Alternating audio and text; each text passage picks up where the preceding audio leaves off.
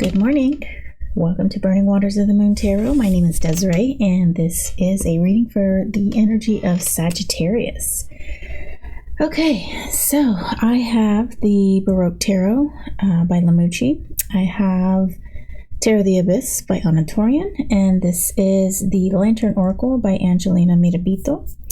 I have been reading the Oracle card first, so we're going to continue with that trend. Let's just scoot these out of the way. Okay. All right, and all of these readings, I believe, no matter where your placements are and what placement you're watching for, we could all possibly benefit from them. We have all of the signs in our zodiac chart because of the house system. But not only that, we might have certain aspects in our birth chart, and they may be in this particular sign dealing with this particular situation. So really, we can benefit from these readings, and it all just kind of depends where we are in life, right? What we've gone through, what we've experienced, and where we are. So without further ado, I'm going to pull the Oracle card for Capricorn. 25, emotional energy. Wow, what a brightly colored card this is here. Kind of looks like she might have wings. Just very pretty the way this is catching the morning light here in my windowsill. I've got Sparkle right next to me, so he might make a what is that? A presence, a show? I don't know what it would be called. He might make an entrance. And excuse my voice, it is a little scratchy. Not only is it in the morning, but my son's girlfriend has COVID, and so she's been around the house, and so she probably might have left some germs. But I have a cocktail of vitamins that I take, and it's vitamin C, vitamin D, and some zinc. And usually, if I catch it early enough, I won't get sick. But I do feel the itchiness in the throat. I'm having a little bit of post-nasal. The throat was a little sore last night and this morning. So I'm just loading up on those vitamins. And there's also a tea that I would like to recommend. It's called Throat Coat Tea by Traditional Medicinals. And it's a very sweet tea on its own, so children like it. And generally when my kids get sick, I'll mix that tea with some echinacea for them. And because they have a hard time drinking the echinacea by itself. And so this throat coat tea really will help to calm a dry, scratchy, itchy, coughy throat. But this morning I am drinking my green tea. My throat I'm not coughing, so to say, so I'm not quite ready for the throat coat, and it is pretty sweet, so on its own, no added sweetener, and so that's not really my cup of tea, no pun intended. All right, let's go on to reading this card for you, Cappy. Emotional energy. Emotions are messengers to be met with appropriate attention, action, and gratitude. Emotion is energy. Each emotion, let's put this up here. Not that you can read this. I'm not going to read this whole entry. So let's see what comes out. Okay, emotion is energy. Each emotion vibrates somewhere different along the spectrum of high to low frequency. The positive emotions have a higher energetic frequency, and they are light and vibrant. The uncomfortable or negative emotions have a lower a slower energetic frequency. They are denser and therefore heavier. Calm is neutral and located in the center of the spectrum. It is our optimal homeostatic setting and the equilibrium to which our bodies seek to return in response to any deviation. Uncomfortable emotions that we neglect can potentially result in unhealthy suppression or outbursts of reactive behavior and thoughts that take us in circles that spiral downwards. These are the frequent and unfortunate consequences to inaccurately thinking that some emotions are bad, wrong, or without value. Knowing how our emotional life either propels us forward, sets us off course, or becomes a stagnating force is integral in learning how to use them for empowerment. Emotions are, by nature's design, our necessary frontier allies. Their roles are to assist us in striving and thriving. However, until we work effectively with them, the second remains an unrealized potential. The second being their roles to assist us in thriving and surviving. No, maybe the second is thriving, because survival emotions can be necessary for that point in time. However, eventually we outgrow some sort of emotions, and they're no longer necessary. The messages our emotions communicate to us are important and worthy of being made a priority. They are the body's, which is part of the unconscious way of talking to you. When we adequately engage with our emotions, they can function as the keys that revitalize the health flow of our vital life force. It is when we neglect how we feel that emotions become the oppressive confusion and inaction that suspends us. Our emotions and their story require us to know them so that we understand their context. Knowing the meaning and significance that each emotion's backstory holds is necessary for deciphering the coded language that they speak and the core needs to be met in our present. Essentially, emotions are the gateway to our inner child. They need our time, patience, and adequate caretaking to work their alchemy in our life. If you are not particularly attuned to your emotions, now is the time to become so. Start by frequently checking in with how you feel and making note of it in your journal at least 3 times a day. Include notes on what you are doing, what you are thinking, your location, and the individuals in your company. After a week of recording these aspects, look at your answers, color code your emotions, and notice the patterns and themes. Take the dominant emotion that you have experienced over the week and invite it to write you a letter. Place the hand that you do not write with over your heart and jot down what that emotion has to say. Then write a letter back with compassion and gratitude towards the message the emotion has given you. You may also wish to write a letter to a desired emotion that is either absent or not as dominant in your week as you would have liked. Once this is done, have it write you a letter back. To feel the full potential that emotions have to transform the way you experience life, make this journal exercise a regular and ongoing practice. The featured guardian's emotional maturity shines from her as white light. She has learned to master her emotions by creatively directing their energy into realizing her desire. She has shown up to assure you that your emotions will work in your favor once you become aware of and respond appropriately to their true message. Guardian's message: shooting the emotional messengers for containing news that you do not like or want is as effective as shooting yourself in the foot over the need for a new pair of shoes. The job of emotions is to help you navigate your way safely and successfully through life, and let them. Wow, so I said I wasn't going to read that entire passage, but I did. And you know, I think it's important for us to realize, understand, and work with our emotions.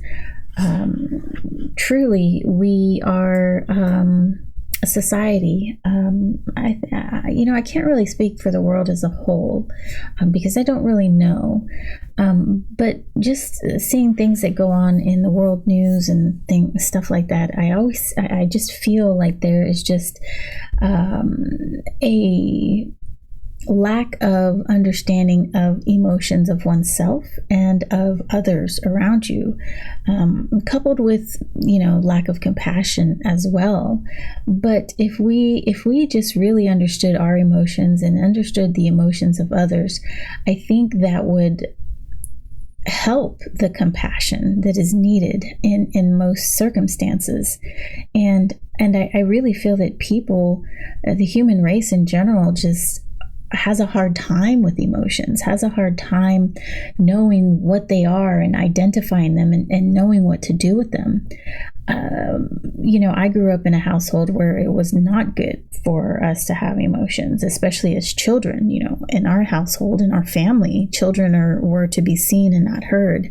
Now that has changed with the coming generations. I know myself, it kind of came a little bit late, but I can see my younger cousins, the way that they interact with their children and the way they're so patient and allow them to speak and just kind of guide them through life. We didn't have that guidance growing up, and I'm so admirable. I admire the maturity and the knowingness that the younger generations have, and I think it's awesome. I think it's a great place, great way to be heading our society. I'm in awe at how mature and just aware the younger generations are, and so I read that whole passage because we really need to be aware of our emotions and understand our emotions, know where they're coming from and how to particularly deal with them, not hide them away. And as parents, it's our job to teach that to our children as well, because they're going to be taking over the world soon, after we pass. So it's important for our children to know that as well. Okay, so we're going to put this to the side, Capricorn. And I know, the earthly energies, they're not so much concerned with the, Taurus is a little bit different, right? Virgos too, kind of depending on, but for the most part, Capricorns are real focused on hard evidence, and sometimes they can want to push their emotions, that emotional body, down in an effort to accomplish something in a hard manner, right? There is a task to be done, and sometimes emotions can get in the way, and I understand that. I feel that. I really do. All right, so we're going to use the Baroque Tarot for our three main energies. This is the Baroque Tarot by Lamucci, and I got this deck as a Kickstarter.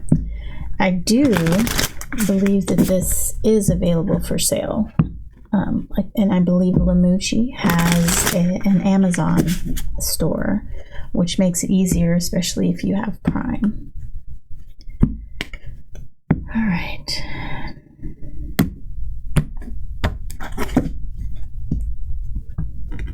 I know shipping costs can sometimes be outrageous.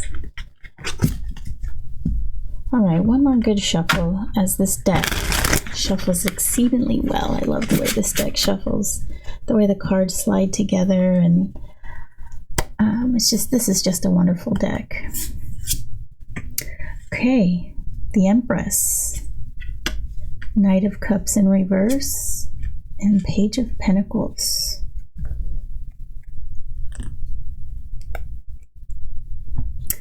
Now, interestingly, as we're talking about emotions, expressing them, understanding them, and knowing them, we've got the Knight of Cups in reverse. And this is our only water card on top of that. And the Knight of Cups is fire of water, really acting upon those emotions and doing, kind of wearing your heart on your sleeve and following your heart and working with that. So I think it's a little interesting that it's in reverse. Though, let me take a little bit of tea here. Though, this might be indicative of your energy, Capricorn, that you're not expressing your emotions the way that they need to be expressed. Now, with our major arcana Empress here, she's the great mother. She's the great mother card. She's nurturing, and so maybe this is a call for you to start nurturing these emotions and bringing them into this physical realm. Let's get some more information with our Anatorian deck.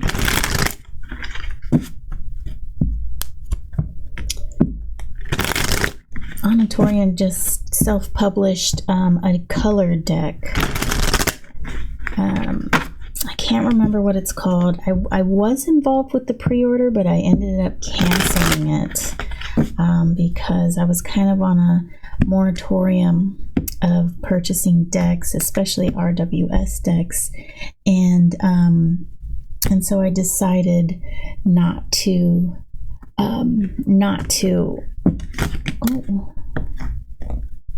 actually go through with the purchase. But she ended up sending me a deck anyway, and when I received it, I was like, oh my gosh, I thought I canceled this. So I opened it and I was eager to look inside and all this stuff. And I was like, wait a minute, I don't think this is mine. So I checked my emails and sure enough, I canceled the order. So I sent it back to her, of course. Although there was a part of me that wanted to keep it. Not gonna lie.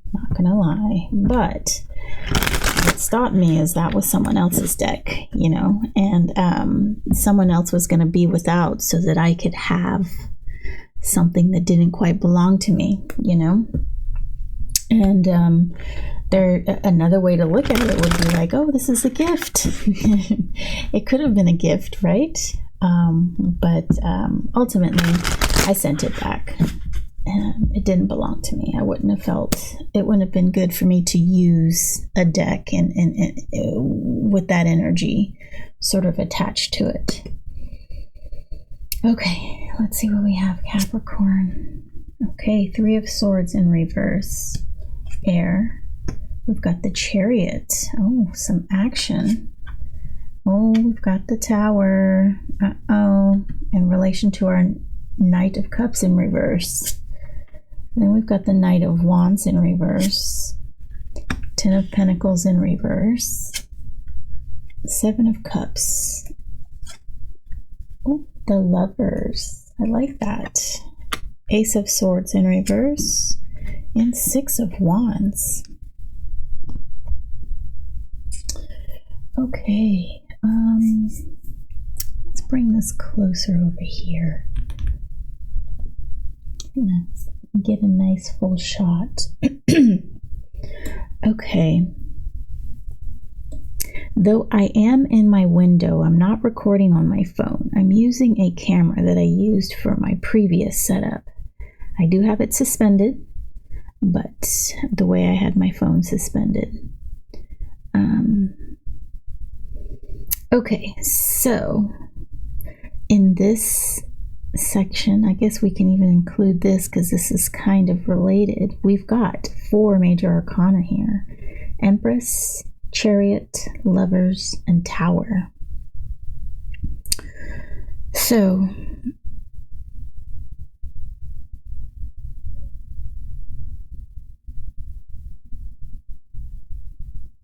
what I'm seeing here is there is a lack of display of emotion. But that seems to be in contrast to what it is that you're feeling. It's almost like you're hiding your emotions. You're not wanting to express them. They're there. There is a connection that you have with something, someone, Capricorn. But it's really wanting to come out. It's really wanting to express itself. But for some reason, you're not allowing it to. And I feel like this is really a call for you to begin to express those emotions. A lot of the times, I don't want to say always, but when we hold in our emotions, it can begin to make us sick. We are like truly multidimensional beings. We've got emotions, we have thoughts, we have feelings, we have desires. We are action oriented. We want to do things. We dream. Not only when we're sleeping, but we have these grandiose future plans for ourselves. And so we have all these facets that go into making us human, right? And when we hide or we keep those feelings, those emotions, those desires within ourselves, it's whether good or bad, it's almost like it begins to make us sick in a way. Definitely bad emotions, but also unrealized dreams or not living up to our potential, that can really weigh on us as well. Like if you want to be, say, an accountant, however, you're afraid of numbers. And so all of your life, you've always been intrigued by accounting. Now I say that because I am an accountant and bookkeeper. But you've always been intrigued by it, but you never were good at algebra. In high school, math was your worst subject. As a matter of fact, when you went to college, you had to take remedial math. But if you didn't go towards a desire that you like and overcome something, it eventually would eat away at you, and it would come back in the form of regret later on in life. Like, man, I should have at least tried. I should have at least done.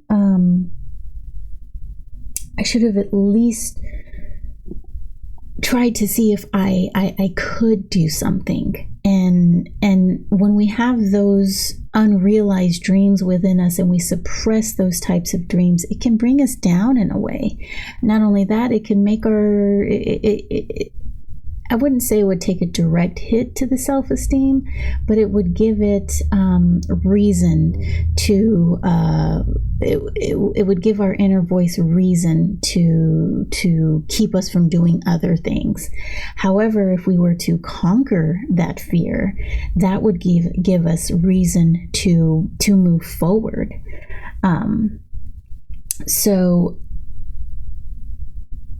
all of that to say that us being multi-dimensional beings, when we have things that we want to do, that we have a desire to do, but we don't do them, I think it harms us. And so what I'm seeing here is there's just a call to action. There's a call for you to express yourself, even though that it might be counterintuitive to you. You might not feel completely comfortable or at home doing it, which is understandable. But you have these feelings within you, and it's better to express those feelings, good or bad, to let them out. And I'm sure the person on the receiving end of these emotions and feelings would love to feel that from you, would love to feel that gentle caress,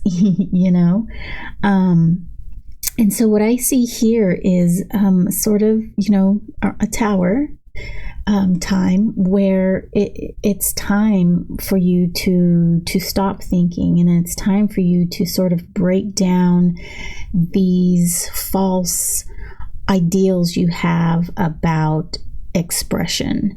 And it's time really for you to start